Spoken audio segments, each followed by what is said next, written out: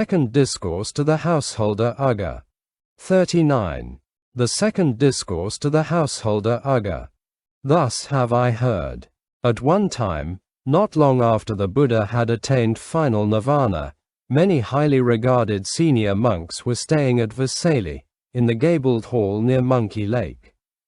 At that time, the householder Ugga was performing a lavish almsgiving for those who had come from afar, for those on a journey, for the ill, and for those who were looking after the ill. He was also regularly preparing porridge and meals for the monastery keepers, regularly inviting groups of 20 from the monastic community for food, and offering food to the assembly of monks every 5 days. Alms-giving on such a lavish scale is like a ship, which, while returning with a full load of cargo worth hundreds and thousands, suddenly sinks and is lost. An assembly of many highly regarded senior monks heard that the householder Ugga was performing such a lavish almsgiving for those who had come from afar, for those on a journey, for the ill, and for those who were looking after the ill, while also regularly preparing porridge and meals for the monastery keepers, regularly inviting groups of 20 from the monastic community for food, and offering food to the assembly of monks every 5 days. Hearing about this, they discussed it together thus. Good friends, who could go and talk to the householder Ugga, saying, "Householder, please stop. Do not perform such almsgiving again. Later you yourself will understand why." They had this thought. Venerable Ananda was the Buddha's attendant. He received the world-honored one's teachings and was praised by the Buddha and by his wise companions in the holy life. Venerable Ananda should go and talk with the householder Ugga, saying, "Householder, please stop. Do not perform such almsgiving again.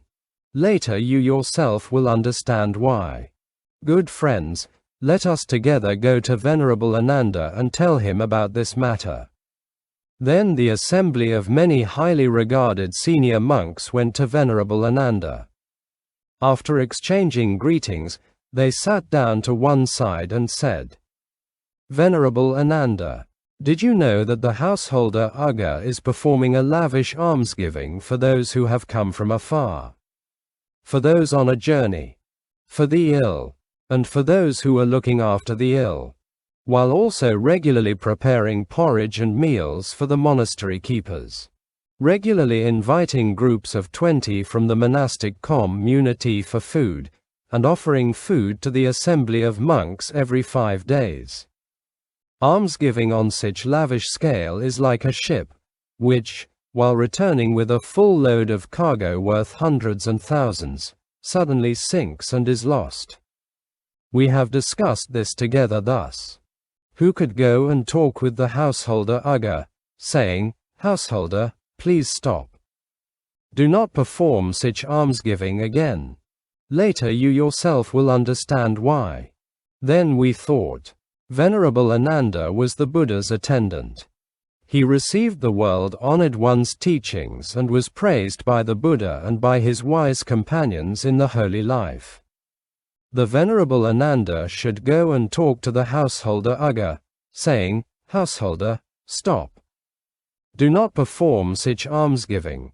Later you yourself will understand why." Venerable Ananda, may you go and talk to the householder Ugga, saying, "Householder, please stop.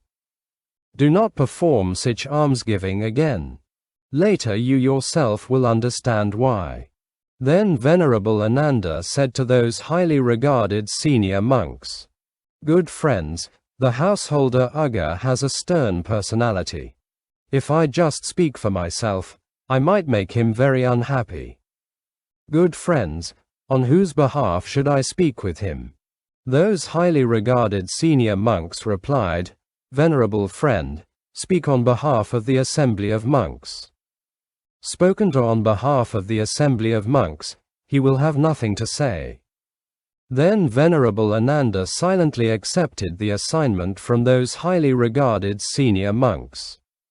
Understanding that Venerable Ananda had consented in silence, the highly regarded senior monks rose from their seats, circumambulated Venerable Ananda, and returned, each to his place. Then at dawn, when the night was over, Venerable Ananda put on his robes, took his alms bowl, and went to the house of the householder Ugga. Seeing from afar that Venerable Ananda was coming, the householder Ugga rose from his seat and arranged his robe so as to bear one shoulder. Placing his palms together in respect toward Venerable Ananda, he said, "Welcome, Venerable Ananda. Venerable Ananda has not come here for a long time. Please take a seat on this bed." Then Venerable Ananda took a seat on the bed. The householder Ugga paid respect with his head at Venerable Ananda's feet and sat down to one side. Venerable Ananda said, "Householder, it is known that you are performing a lavish almsgiving for people who have come from afar, for those on a journey, for the ill, and for those who are looking after the ill, while also regularly preparing porridge and meals for the monastery keepers, regularly inviting groups of 20 from the monastic community for food, and offering food to the assembly of monks every 5 days. Almsgiving on such lavish scale is like a ship, which, while returning with a full load of cargo worth hundreds and thousands, suddenly sinks and is lost. Householder, please stop. Do not perform such almsgiving again. Later you yourself will understand why." The householder said, "Venerable Ananda, on whose behalf do you speak thus?" Venerable Ananda replied, "Householder, I speak for the assembly of monks." The householder said, "If Venerable Ananda speaks for the assembly of the monks, I have no objection. If he spoke for himself, that might make me very unhappy. Venerable Ananda, that I make offerings like this and perform generosity like this, even until I have given away all my wealth and property, this is to fulfill my aspiration. It is like the aspiration of a wheel-turning monarch." Venerable Ananda asked, "Householder, what is the aspiration of a wheel-turning monarch?" The householder answered, "Venerable Ananda, the poor from the villages think, 'May I be the richest among the villages.' This is their aspiration. The rich from the villages think, 'May I be the richest among the residents of the townships.' This is their aspiration. The rich from the townships think, 'May I be the richest among the residents of the town.' This is their aspiration. The rich of the town think, 'May I be the mayor of the town.' This is their aspiration.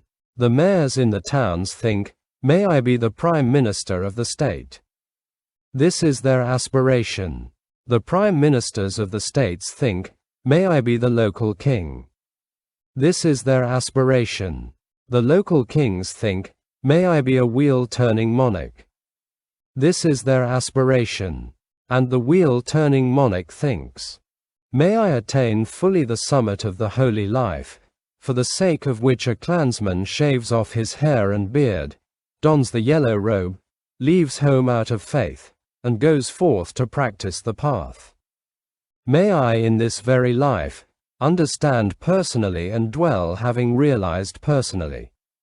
May I know as it really is. Birth is ended, the holy life has been established, what was to be done has been done. There will not be another existence. This is the aspiration of a wheel-turning monarch. Venerable Ananda, that I make offerings like this and perform generosity like this, even until I have given away all my wealth and property, this is to fulfill my aspiration. It is like the aspiration of a wheel-turning monarch. Venerable Ananda, I possess this quality." Venerable Ananda spoke in praise. "Householder, it is most wonderful, most remarkable that you possess this quality." The householder Ugga continued, "Moreover, Venerable Ananda, I possess not only this quality. Venerable Ananda, when I visit a monastic dwelling, as soon as I see a monk I make obeisance to him. If he is practicing walking meditation, I follow him in practicing walking meditation. If he is seated, then I sit to one side and, having sat down, I listen to the Dharma. That Venerable One teaches the Dharma to me, and I also teach the Dharma to that Venerable One. That Venerable One asks me questions, and I also ask that Venerable One questions. That Venerable One answers me, and I also answer that Venerable One.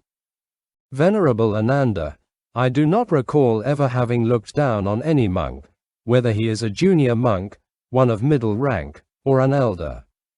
Venerable Ananda, I possess this quality. The Venerable Ananda spoke in praise. Householder, it is most wonderful, most remarkable that you possess this quality. The householder Ugga continued. Moreover, Venerable Ananda, I possess not only this quality. Venerable Ananda, when I offer alms to the assembly of monks, a deity in the sky informs me thus. Householder, this one is an arahant. This one is on the path to arahantship. This one is a non-returner. This one is on the path to non-returning. This one is a once-returner. This one is on the path to once-returning. This one is a stream enterer. This one is on the path to stream entry. This one is diligent. This one is not diligent. However, Venerable Ananda, I do not recall that, when I make offerings to the assembly of monks, I have ever discriminated among them. Venerable Ananda, I possess this quality. Venerable Ananda spoke in praise.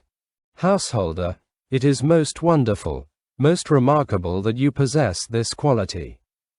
The householder Ugga continued. Moreover, Venerable Ananda, I possess not only this quality.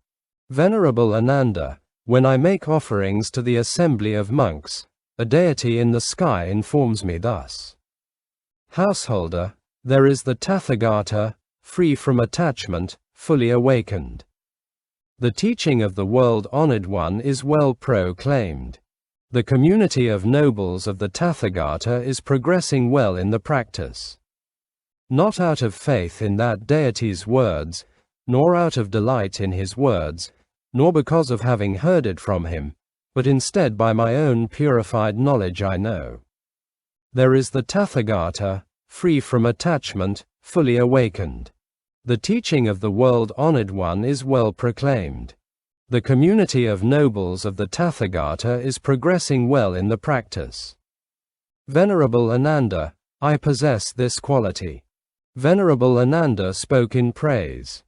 Householder, it is most wonderful, most remarkable that you possess this quality. The householder Ugga continued. Moreover, Venerable Ananda, I possess not only this quality. Venerable Ananda, I have abandoned desire, am separated from evil and unwholesome states. I dwell having attained the fourth meditative absorption. Venerable Ananda, I possess this quality. Venerable Ananda spoke in praise. Householder, it is most wonderful, most remarkable that you possess this quality. Then the householder Ugga said, May Venerable Ananda please take his meal here. For the householder Ugga's sake, Venerable Ananda accepted the invitation by remaining silent. Understanding that Venerable Ananda had accepted his invitation by remaining silent, the householder Ugga rose from his seat, and personally prepared water for washing. With his own hands he prepared assorted pure and tasty dishes to eat, savor, and digest, making sure there was enough to eat. After Venerable Ananda had finished eating, put aside his bowl, and washed his hands, Ugga took a low seat and sat to one side to listen to the Dharma. Venerable Ananda taught the householder the Dharma, exhorted, encouraged, and delighted him. Having, with countless skillful means, taught him the Dharma, having exhorted, encouraged, and delighted him, Venerable Ananda rose from his seat and departed. This is what Venerable Ananda said. Having heard Venerable Ananda's words, the householder Ugga was delighted and remembered them well.